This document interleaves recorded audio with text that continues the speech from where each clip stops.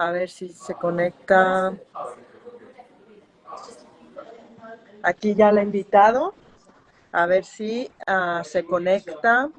Isa, ¿me puedes ver tú o me puedes pedir tú que te invite? Porque a veces el Instagram es un poco así. A ver. ¿Me escucháis bien? Gracias por uniros, los que os vais uniendo. Gracias, Casa Olivan, par de cracks ha puesto. A ver si me deja aquí. Ay, a ver si me deja agregarte. Ahora, otra vez te he pedido que te unas, Isa. O a ver si tú me puedes pedir unirte. Hola. Hola, ¿qué tal? ¿Ahora sí? Perdón, estaba teniendo un poco de problemas técnicos. Ahora ya está. Ya está, no te preocupes. Es que a veces es así porque no se sabe. ¿Cómo estás? Muy bien. ¿Tú? Bien, bien. Encantada de tenerte por aquí, de hablar un poquito de celiaquía, ¿no? Entonces, la doctora Isabel García Martín es endocrinóloga funcional y es PNI. Y puedes contarnos tú misma un poco de tu historia personal. ¿Me escuchas bien, Isa? Sí, perfecto. Genial. Bueno, pues yo estudié la carrera de medicina y posteriormente hice la residencia en endocrinología en un hospital de Barcelona y ya durante mi formación como médico pues sentí que tenía unas inquietudes un poco diferentes a las que tenían mis compañeros, como que había cosas que no acababan de cuadrar con cómo veía yo la salud y la medicina, ¿no? Entonces se le da muy poco valor a la alimentación, a temas emocionales, igual incluso a terapias o tratamientos que pudieran ser un poco más respetuosos con la salud, a los hábitos de vida. Y entonces, a partir de ahí, pues bueno, durante la residencia ya empecé a formarme en otras cosas y un poco complementarias. Y bueno, hice el máster en medicina natural, la formación en PNI, también hice la formación en terapia Gestalt, que también me ayudó muchísimo a relacionarme mejor conmigo y con los pacientes. Y hasta aquí, he ido haciendo cositas de formación continuada y a la más funcional, más de una forma más global, más holística. Qué bueno esto, sí, a mí me encanta esto, lo de la Gestalt, que es una muy buena herramienta que yo diría fundamental para relacionarse con las personas individual y grupalmente, ¿no? Yo la utilizo mucho también. Bueno, entrando en el tema, Isa, ¿nos podrías decir qué es celiaquía y por qué es un tema tan importante para todo el mundo? Sí, de hecho, la celiaquía es una enfermedad autoinmune que nuestro organismo reacciona contra una proteína que tiene el gluten. Bueno, los cereales que tienen gluten. Entonces, el trigo es el cereal más utilizado comúnmente, pero hay otros cereales también que no hay que olvidar, como la cebada, el centeno, el camut, la espelta y la avena. Si no es sin gluten, también suele haber contaminación cruzada. Entonces, los cereales serían los cereales que tienen gluten. Y es una reacción que cuando estas moléculas del organismo en el organismo, el cuerpo hace una respuesta contra ellas, entonces ataca la mucosa del intestino, lo cual va generando una reacción de, si eso se perpetúa durante mucho tiempo, puedan absorber bien los nutrientes y que pueda producir los activos que no sean. Claro. Y bueno, se ha cortado un poco, pero no sé si los demás me escucháis bien. Siento que se ha cortado un poco lo que has dicho al final, pero bueno, vale. Y entonces, cualquier síntoma nos podría hablar de celiaquía o en tu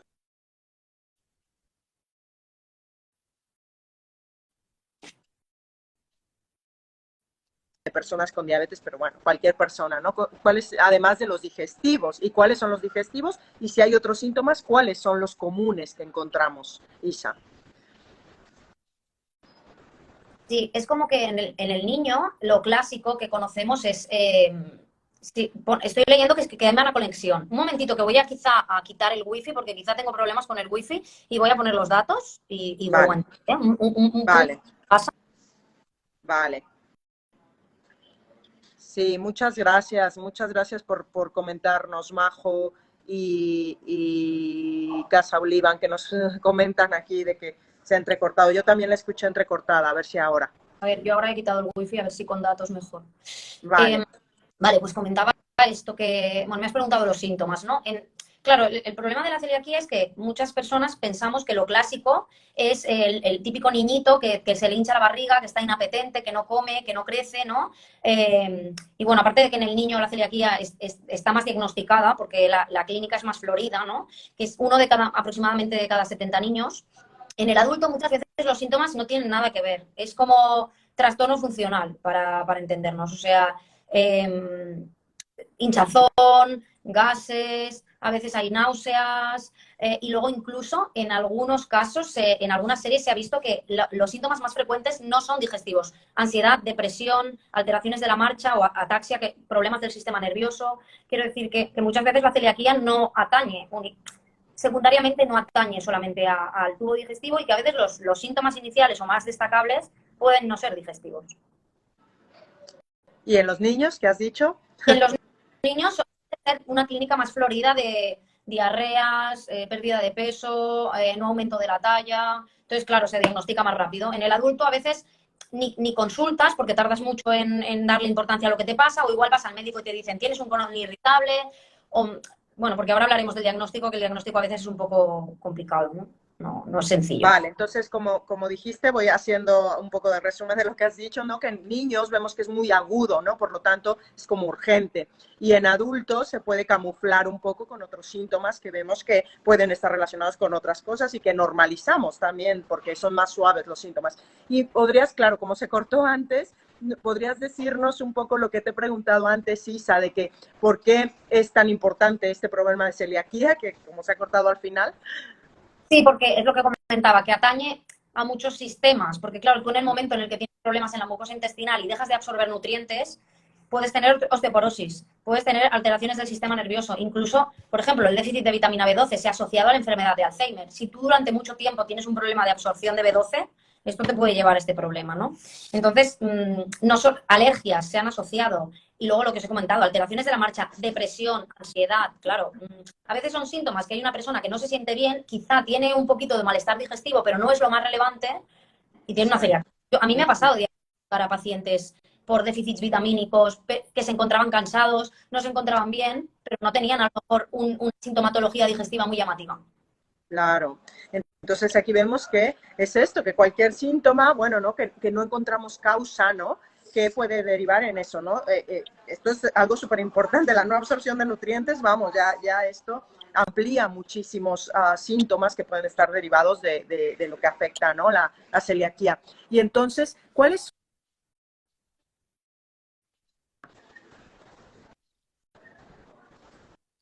Sí, en los niños, bueno, que aparte me gustaría puntualizar una pequeña cosa de los niños. Claro, se diagnostican a los niños que tienen síntomas muy floridos, pero igual hay niños que tienen hinchazón, cacas feas, no, las cacas no acaban de dar resultados definitorios, igual tienen el hierro un poco bajo, y esos niños son los adultos que a veces acaban siendo diagnosticados, o quizá nunca.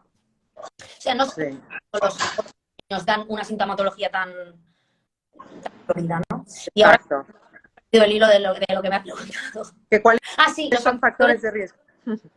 Sí, sobre todo se han estudiado más en niños, ¿no? Pero bueno, se ha visto que niños, parto por cesárea, antibióticos el primer año de vida, luego infecciones. Es típico que, por ejemplo, niños después de una gastroenteritis, una fiebre, a veces ahí se desencadene la enfermedad. También se ha visto que determinadas alteraciones de la microbiota se han asociado a celiaquía. Por ejemplo, tener en el duodeno un exceso de bacterias gram negativas que se alimentan de proteínas se ha relacionado también. Luego, se ha visto una relación estacional. Los niños que nacen en primavera y en verano, como normalmente se les introduce el gluten en invierno, que es cuando hay virus y más déficit de vitamina D, son más frecuentemente celíacos. Y luego hay una serie de enfermedades que sí o sí hay que descartar la celiaquía, que es la diabetes tipo 1, en el hipotiroidismo autoinmune, en la enfermedad de Addison, que es la falta de cortisol autoinmune también, y luego síndromes genéticos como el síndrome de Turner, el de Down, que también es más frecuente, y el de Wilson. Alteraciones genéticas que llevan asociado un riesgo mayor de ser celíaco. Quiero decir que, claro, en un diabético tipo 1, en un hipotiroidismo autoinmune, que son enfermedades, sobre todo el hipotiroidismo que es frecuente, es obligado descartar la celiaquía porque el riesgo es más alto. Claro, ojo, ¿no? Esto es muy importante lo que has dicho, porque, bueno, ahí vamos, ¿no?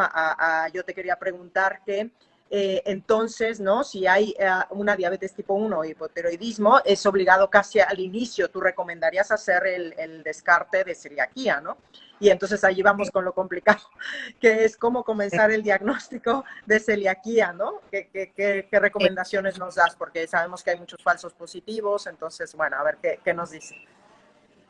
Hay falsos positivos, Y hay falsos falsos negativos, el diagnóstico es súper complicado. yeah. Entonces, cuando hay un familiar de primer grado con celiaquía, o sea, mi madre, mi padre, un hijo, o una enfermedad autoinmune de base, hay que hacer el despistaje. De hecho, en los pacientes con diabetes y con hipotiroidismo hay que hacerlo anualmente. No, o sea, no te tienes que quedar simplemente con la primera vez, ¿no? Porque esto puede ir apareciendo en el con el paso de los años, para entendernos. Entonces, lo que hay que hacer primero es pedir, bueno, yo normalmente pido una analítica ya habitualmente a todos los pacientes completa con ferritina, hierro en sangre, vitamina B12, o sea, todas las vitaminas, zinc, que esto si ya hay muchos déficits puede ser una cosa que nos haga sospechar, ¿no? Una vitamina D muy baja, un zinc muy bajo, un ácido fólico muy bajo, esto puede ser ya una cosa que nos llame la atención.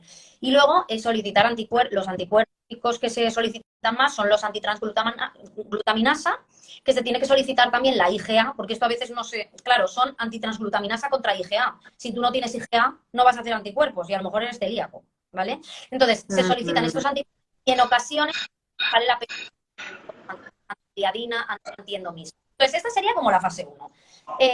Pero como he comentado, muchas veces hay falsos negativos. Por ejemplo, en celíacos que no tienen lesiones en el intestino muy graves, muchas veces los anticuerpos son negativos. Si tú sigues teniendo sospecha por los síntomas, por la historia familiar, por el contexto de la persona, por la analítica que tiene muchos déficits, sigues teniendo sospechas, hay que pedir los genes. Porque un 15% aproximadamente de los celíacos no tienen anticuerpos positivos. Y porque el 70% de los adultos celíacos no están diagnosticados. Es muchísimo. O sea, 7 de cada 10 celíacos están por ahí sin saber qué son celíacos. Entonces, te solicitan los genes y los genes dan riesgo moderado o alto, hay que valorar hacer endoscopia, porque el diagnóstico definitivo de celiaquía no lo hace la analítica, lo hace la endoscopia. Se cogen unas muestras, 4 en duodeno, 2 en el bulbo del duodeno, que es el duodeno es la primera porción del intestino delgado, y entonces se analizan y allí, bueno, se miran, que tampoco creo que sea ahora el caso, pero una serie de alteraciones que van por grados, el grado más leve a grado más severo, para entendernos, más importante de alteración, y ese es el diagnóstico. Por eso es muy importante valorar, llegar al tema de la biopsia, porque a mí me ha pasado con pacientes que anticuerpos negativos, barriga que no acaba de mejorar o analítica que no acaba de mejorar, eran celíacos. Ya.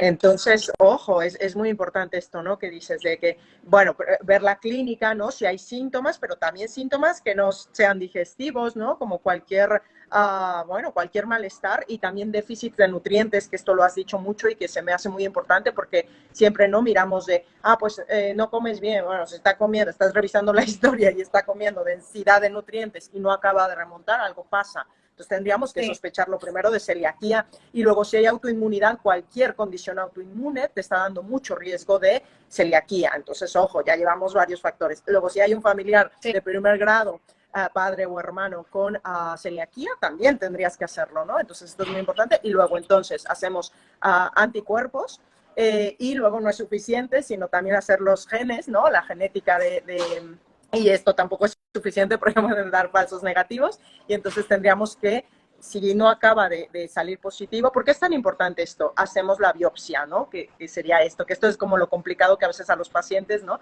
Les asusta de, ay, ¿para qué ir hacia más, no? Pero cuéntame tú, Isa, tu experiencia de no hacerlo así, de no ir hasta el diagnóstico. Sí, la cosa un poco es que también es importante tener en cuenta que el diagnóstico se haga comiendo gluten, porque luego pasan estas cosas, ¿no? Tengo la sospecha de que el gluten me inflama. He leído que el gluten es malo para las autoinmunes, ¿no? Que es verdad.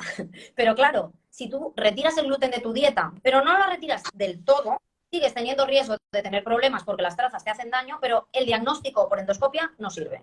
Porque hace falta una ingesta de gluten diaria, aproximadamente 30 gramos, para que la endoscopia dé positiva. Pero ¿Cuánto dijiste? ¿Unos 70 gramos más o menos de gluten al día? Que esto es difícil de cuantificar, pero bueno, como... Sí. Y claro, ¿qué problema hay? Que muchas personas dejan de tomarlo, pero como para hacer el diagnóstico es necesario comer cantidad de gluten, pero para que te haga daño no es necesario comer cantidad de gluten, es necesario poner el pan en la tostadora. Si tú eres celíaco y compartes tostadora de un pan sin gluten con uno que sí que tiene, estás haciendo contaminación cruzada y ese pan te puede... Por eso es tan importante descartar él. Lo digo porque ahora yo por redes veo como un boom de quita el gluten, que sí, seguramente te sientas mejor porque al final el gluten tiene una serie de proteínas que inflaman el intestino. Incluso se habla del neurogluten, que te puede inflamar incluso a nivel de sistema nervioso, y muchas personas mejoran cuando retiran el gluten. Pero claro, tienes que descartar la celiaquía, porque si tú eres celíaco y no lo sabes, vas comiendo trazas por ahí y los riesgos de tener malas enfermedades a largo plazo se mantienen. Claro, entonces, bueno, pues sí, me parece como que lo has explicado muy bien, ¿no? Fundamentado el por qué no quitarlos desde el inicio, sino primero hacer el descarte del diagnóstico de celiaquía. Porque si no es lo que dijiste, si no es tratada adecuadamente la celiaquía, es decir, con restricción de gluten bien hecho, ¿qué pasaría? Que bueno, ya lo dijiste, pero un poco por confirmar. No, de hecho, la celiaquía se asocia a algunos cánceres digestivos y ese se aumenta. Entonces, tú puedes, o sea, mira, ahora estoy leyendo una pregunta que si el microondas también es peligroso por las trazas. ¡Wow! Entiendo las ondas microondas. Entiendo que no, Doménica, pero ahora realmente me has hecho una pregunta. Yo lo limpiaría, porque al final limpia con un poco de vinagre, bicarbonato, algo así saludable que no tenga productos químicos, y yo limpiaría el microondas. Porque al final no cuesta nada, son 3 minutos y te ahorras un posible problema. Yo sí que creo que lo limpiaría. Bueno, y he perdido el hilo de lo que estaba diciendo. ¿Cuáles son las consecuencias de no tratar Claro, la celiaquía? vitamina D ni calcio, puedes derivar en una osteoporosis. De hecho, es muy frecuente en un adulto, por lo que sea, se hace una densitometría por alguna fractura que no tocaba, se hace una densitometría, osteoporosis. ¿Qué pasa, no? En una persona tan joven, una osteoporosis. Puede ser que sea celíaca y igual no tiene síntomas digestivos. Ataxia. He tenido pacientes también que ven doble y van al oculista y no se mejora estos síntomas. Sí. Neuropatías. Por ejemplo, la vitamina B12, otras vitaminas del grupo B, son muy importantes para el sistema nervioso. Puedo tener problemas a largo plazo del sistema nervioso, lo que he comentado, aparte de lo de la visión doble, alteraciones de la marcha, pérdida de sensibilidad. Claro, es que esto es bastante Sí. grave. Y luego lo que comentábamos también, alteraciones del sistema nervioso, depresión, ansiedad. Claro, hay ansiedades, depresiones que tienen que ver mucho con la disbiosis, ¿no? Y en este caso, pues podría un problema de disbiosis bueno, no es bien esto, pero un problema de alteración de la mucosa intestinal podría ser también la celiaquía, quiero decir. Y luego lo del tema de los cánceres intestinales, que son cánceres que son poco frecuentes, como el linfoma intestinal o el cáncer de intestino delgado, también serían más frecuentes si no haces bien la dieta. Por eso, sí que es posible en algunos casos en personas, hay algunos hospitales que tienen una técnica que hacen la endoscopia para mirar al microscopio, que se llama citometría de flujo, que con esta técnica es posible el diagnóstico aún no comiendo el suficiente gluten. Pero es que lo tienen disponibles muy pocos hospitales. Los pacientes que muchas veces tienen seguro privado, las mutuas les ponen muchos problemas y al final es como, si tienes ninguna duda y no te encuentras bien, la barriga no está bien, hay déficit de nutrientes, antes de retirar el gluten, acude a un profesional que te acompañe para descartar el diagnóstico. Y luego, genial, porque tienes un autoinmune y siempre te va a venir bien quitar el gluten. O tienes sensibilidad al gluten no celíaca, que es como pero es de descarte. Ya te han dicho que no eres celíaca. Ya. Sí, eso es otro tema, lo de la sensibilidad al glutano celíaca, intolerancia al glutano celíaca, que es todos, ¿no? Todos tenemos esto prácticamente, parece, no sé, ¿no? Bueno. Porque además todos los síntomas que dijiste, claro, es confuso, porque claro, yo me voy a la parte como todo lo veo desde la parte de normoglucemia o no, porque la hiperglucemia te hace un contexto inflamatorio, glucotóxico, que te da neuropatía, te da cáncer y te da, ¿no? Entonces es confuso, ¿no? ¿Dónde vino la causa, no? Pero bueno, es por tener como todas las piezas o más piezas para poder abordar integralmente a la persona, ¿no? Y como vemos que muy pocas personas que conozca realmente tienen normalidad glucémica, teniendo diabetes, ¿no? Es muy difícil esto, al menos que, ¿no?, tenga personas que ya están muy controladas y entonces, ¿no?, continúan. Entonces ahí va mi siguiente pregunta, Isa, que algunas personas, claro, hemos eliminado el pan común, ¿no?, de la dieta porque vimos que esto nos puede ayudar o nos ayuda a controlar mejor los niveles de glucemia, ¿no? Pero no lo hemos hecho de forma estricta, evidentemente como un celíaco lo tendría que hacer, que no sé, esta es otra pregunta que se me ha ocurrido ahora,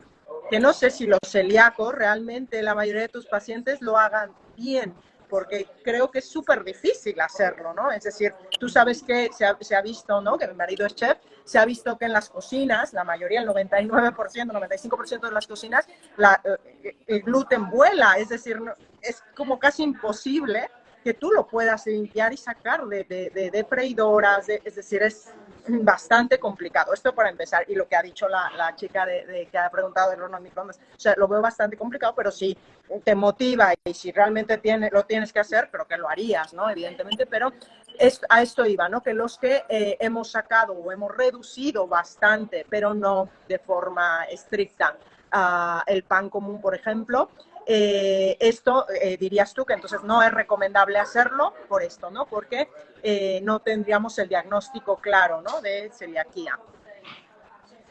Yo, por ejemplo, no tengo la sospecha de yo tener celiaquía y yo he retirado mucho las harinas, ¿eh? Las harinas, igual si como pan, pues como pan de cereales un poco más saludables, que no hay tanta modificación a nivel industrial, que tienen menos proteínas dañinas, pues igual como más trigos a la oportunidad, o una espelta también, como está hecho el pan. Claro, no es como que fermente 12 horas o 6 horas que fermente 24 o 40 horas, ¿no? Aquí, en el tema del pan, también es muy complejo porque es muy importante el proceso de fabricación.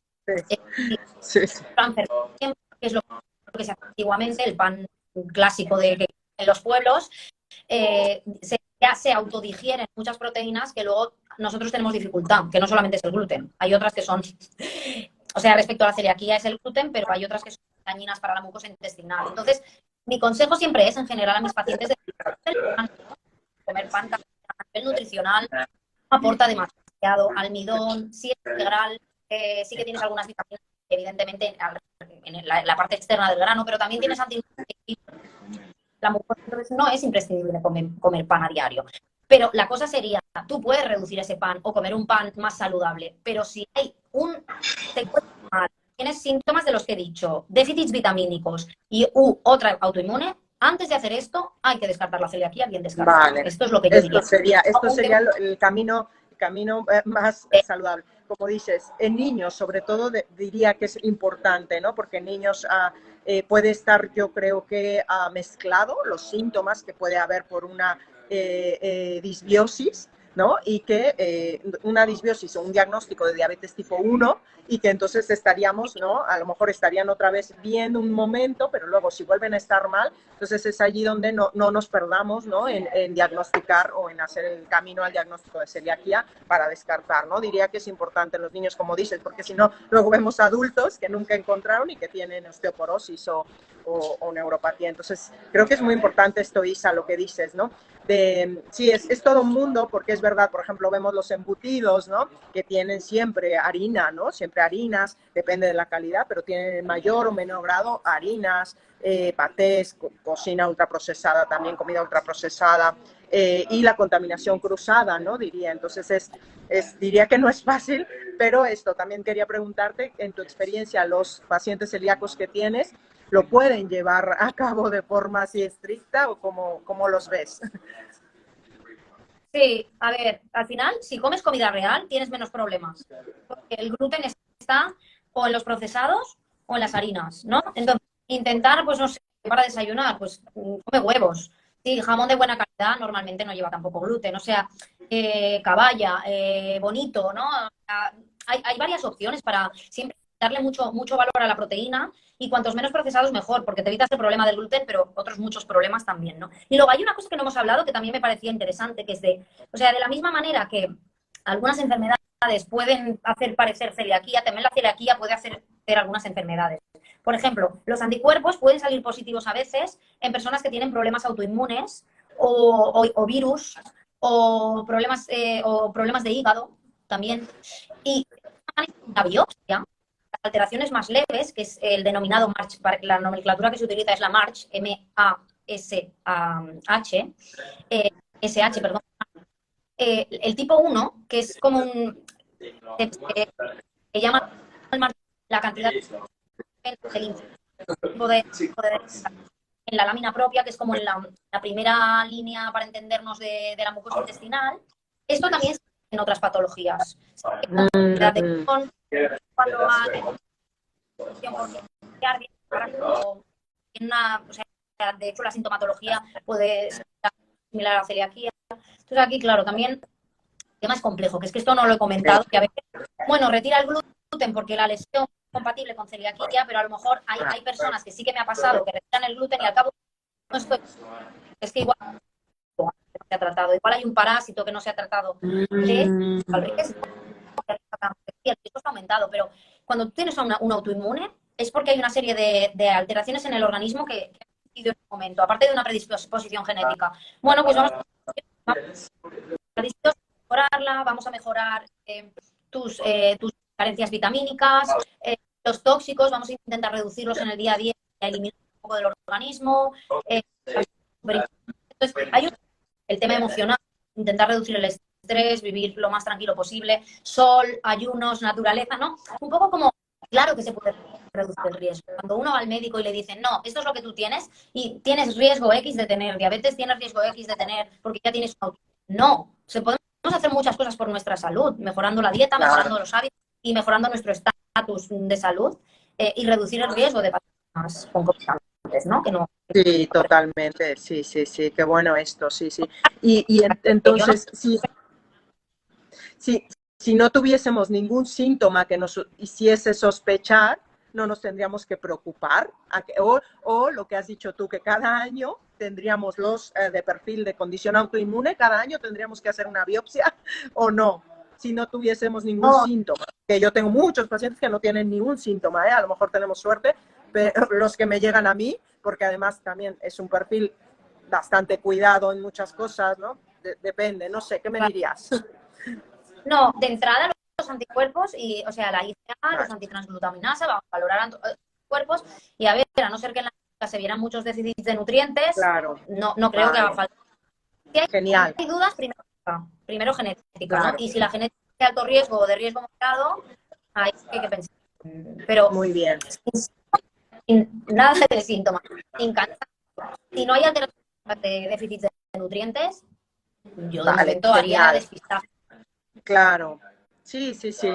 Sí, lo que pasa es que es verdad, no porque a lo mejor algunos síntomas, es que es lo que digo, ¿no? Se confunden con alguna disbiosis o aguda, entonces sí, no está claro. Pero sí, la genética, ¿no? Yo creo que la genética acompañada de la clínica y un poco ir mirando, pero yo creo que es importante en niños. Todo esto que me has dicho creo que es muy importante en niños y adolescentes, que lo veo muy frecuente, ¿no? Mucho más, como, no sé, es mi percepción, ¿no? De mi experiencia clínica, mucho más que en adultos.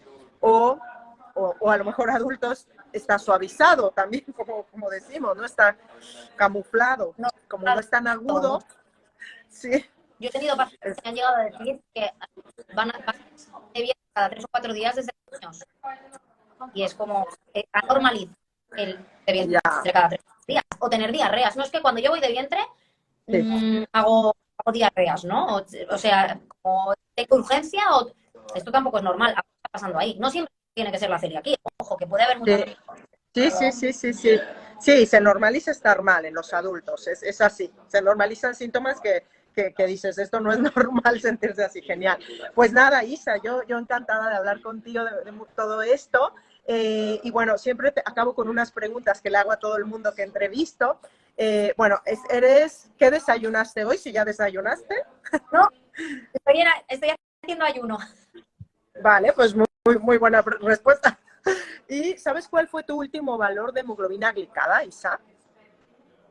Yo creo que 5,2 puede ser, 5,2. Vale. Y bueno, vale. Y bueno, ¿y dónde te pueden encontrar? Bueno, aquí está su perfil de Isa. No sé si quieres dar algún dato más de cómo te puede seguir la gente o preguntar por tus servicios. Bueno, aquí me podéis seguir por Instagram, que también explico mucho acerca de temas de salud un poco generales, tiroides, que es quizás especializado más, pero bueno, cualquier patología endocrina y un poco genética, porque también visito otros temas de medicina general. Y estoy yo, con mis compañeras, estamos en la esta. Si necesitáis más información, me podéis contactar. Genial, Lisa. Y yo recuerdo, también para los que no me conocéis de tu perfil, ¿no? Yo soy Rosy Yáñez, soy nutricionista doctorada, especializada en diabetes específicamente, y tengo un webinar, por si me quieres conocer más, este domingo que hago, 2 de abril, una clase gratuita que hago de qué tan efectiva es la dieta keto en diabetes tipo 2, ¿vale? Pero hablo también de mis programas de acompañamiento, entonces te tienes que apuntar, que vas a mi perfil y te apuntas allí para que te llegue el acceso a la clase y así podemos conocernos. Si quieres que yo también te acompañe a normalizar, me dedico a aprender cómo normalizar los niveles de glucosa, ¿no? Cómo cambiar este contexto que altera todo a cambiarlo la mayor parte del tiempo, que no es fácil, pues a aprender cómo hacerlo. Entonces, nada, Isa, pues encantada y bueno, y hasta otra que nos vemos, ¿no? En otra entrevista. Gracias por tu labor, porque, bueno, compartimos algunos pacientes, incluso conocidos, que han seguido el programa contigo y es una pasada. Una pasada porque toda la información que hay con el tema de la dieta en la diabetes es espectacular y creo que tú haces una labor muy importante de dar una vuelta de tuerca para que esas personas puedan tener un perfil glicémico más fisiológico y puedan ser incluso menos dependientes de la insulina también. Totalmente, muchas gracias, Isa. Un abrazo y pues hasta otra entrevista y ya nos estamos viendo. Gracias. Chao, chao.